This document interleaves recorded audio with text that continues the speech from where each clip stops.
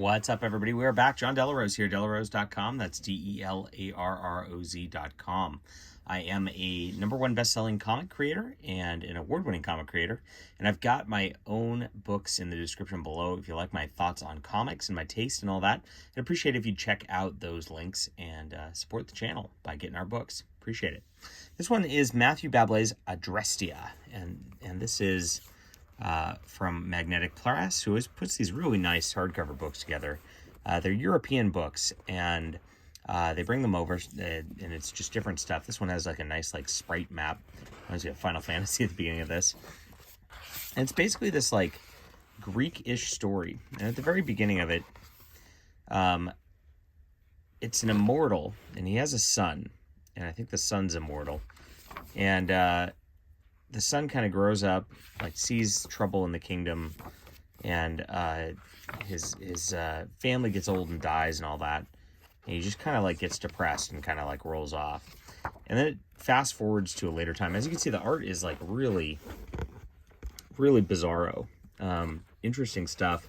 The colors are just they're pretty stark. And the designs are just in a very strange alien feeling world here.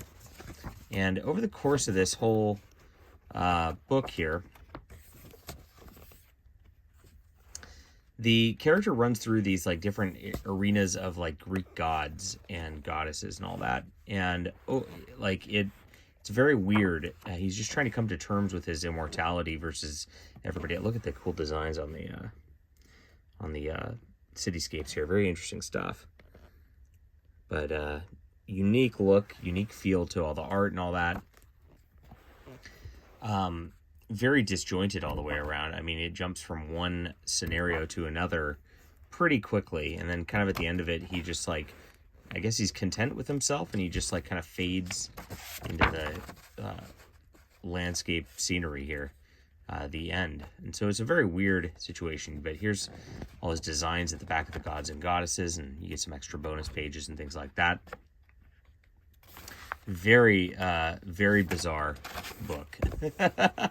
And I'm not sure about it, honestly. I think the art's cool. The art style's cool. Very detailed. Obviously worked very hard on this. The designs of all the gods and goddesses and all the things that he comes across. Really neat.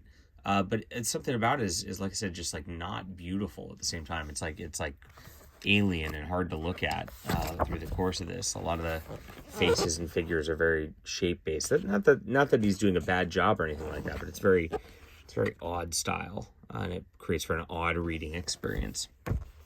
The story being just disjointed similarly, it matches the art. I gotta say that, on the level of the way the story's composed, it definitely does match the art style and all that. But you don't really leave feeling fulfilled from this. I wasn't very happy with it at the end of it. That's okay. I mean, that's what he was going for, obviously, in that. So you can tell what he's going for. He succeeded in that. The art's really good. I just don't know that I particularly just absolutely loved it, is what it comes down to. It's about 150 pages or so, so it was a pretty quick read. And it's always neat to see these arty European books brought to market like this. I'm glad that Magnetic Press is doing this. Presentation's amazing all the way around. Great looking book.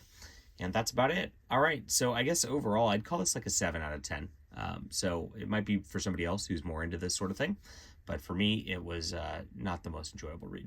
All right, hit that like and subscribe button. Let me know what you think about this in the comments down below. We'll be back soon.